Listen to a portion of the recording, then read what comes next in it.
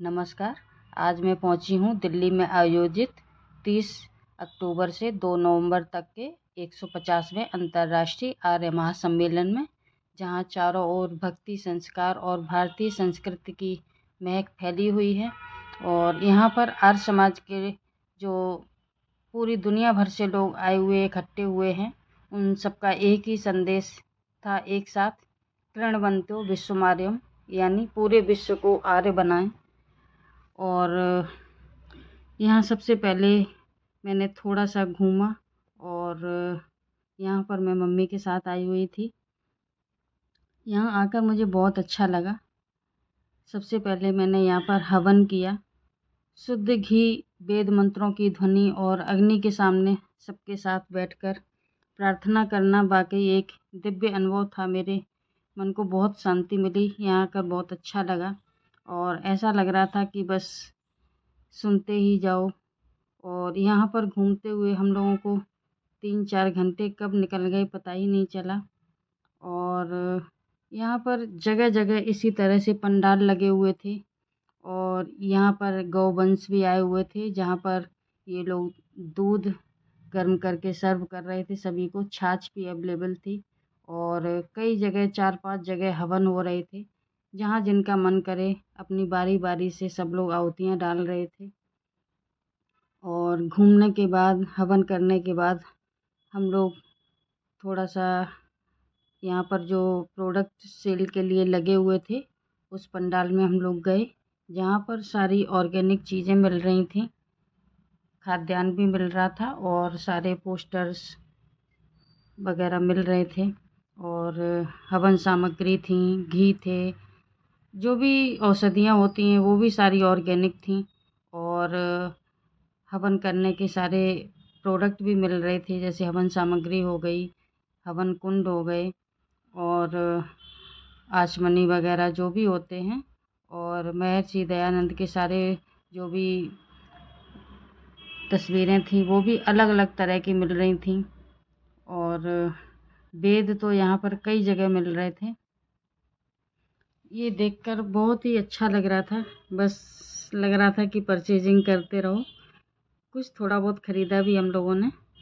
और जो यहाँ पर वेदों का सेट है, बुक्स की स्टॉल तो इतनी बहुत सारी थी कि जिस विषय पर आप बुक ख़रीदना चाहें वो यहाँ पर अवेलेबल थी। और रस भी बहुत था यहाँ पर, क्योंकि जब हम लोग देखते हैं कि नॉर्मल मार्केट में जो चीज़ें नहीं मिलती हैं वो यहाँ पर सारी अवेलेबल थी, और वो भी एकदम शुद्ध, और प्राइस भी रीज़नेबल ही थे। तो बहुत लोग परचेजिंग कर रहे थे। हम लोगों ने भी ख़रीदा, और ख़रीदने के बाद फिर हम लोग चलते चलते, काफ़ी टाइम हो गया था, तो फिर निकल कर हम लोग थोड़ा कैंटीन की तरफ गए। वहाँ भी थोड़ा खाया पिया।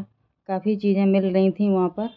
वैसे तो यहाँ पर आर्य समाज की तरफ से भी दोनों समय का खाना था, यहाँ पर चाय वगैरह भी मिलती है।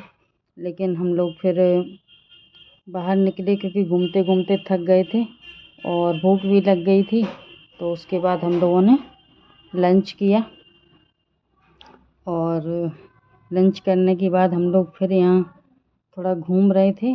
तो यहाँ पर बच्चे जो स्कूल के थे सभी वॉलंटियर कर रहे थे, और कुछ बच्चे पार्टिसिपेट भी यहाँ अपने प्रोग्राम जो भी उनकी था वो सब दिखा रहे थे। कुछ बच्चे नुक्कड़ नाटक कर रहे थे, और अलग अलग तरह की झांकियाँ देखी हम लोगों ने, जहाँ पर वैदिक संस्कृति, गौ सेवा, शिक्षा पर सुंदर प्रदर्शन लगे हुए थे। वहीं हर झांकी एक अनोखा संदेश दे रही थी, संस्कार और समाज सेवा का। ये बच्चे छत्तीसगढ़ से आए हुए थे। इनका भी थोड़ा भजन और उनका जो ट्रेडिशनल डांस होता है उसका यहाँ पर प्रस्तुति थी।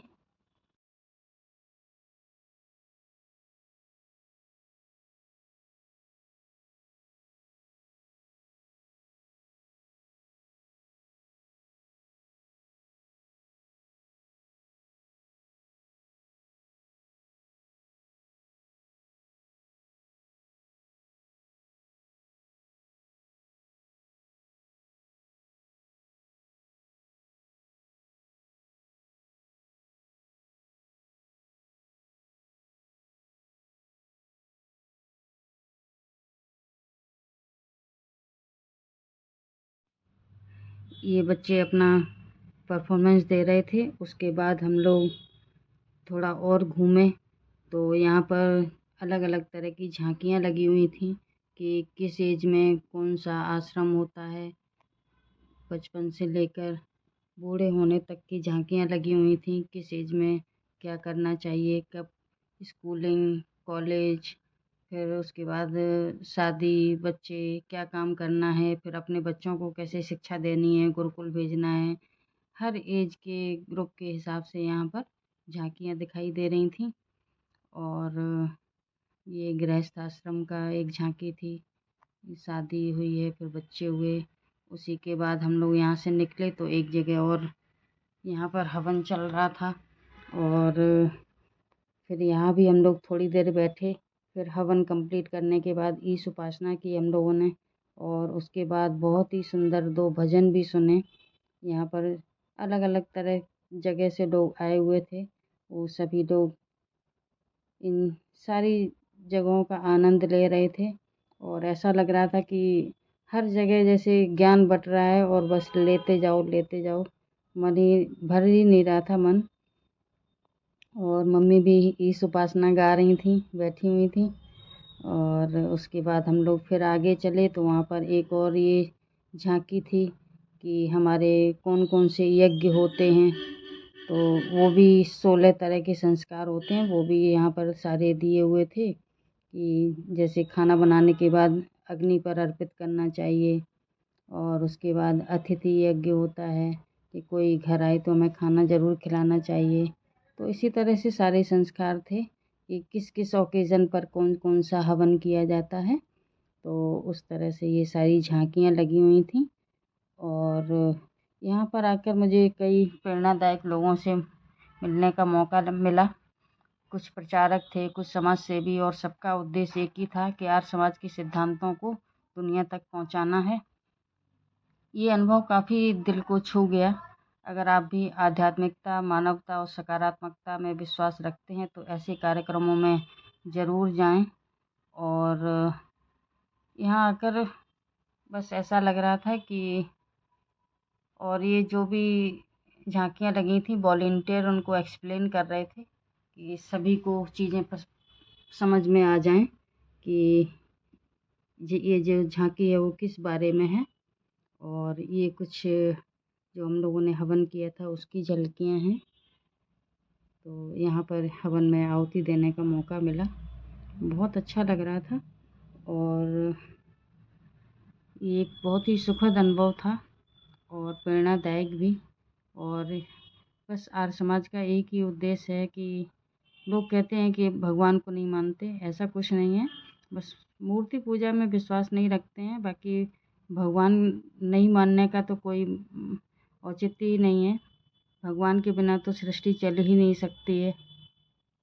और सबके मानने के तरीके अलग अलग होते हैं, लेकिन भगवान का अस्तित्व तो कोई भी नहीं नकार सकता है।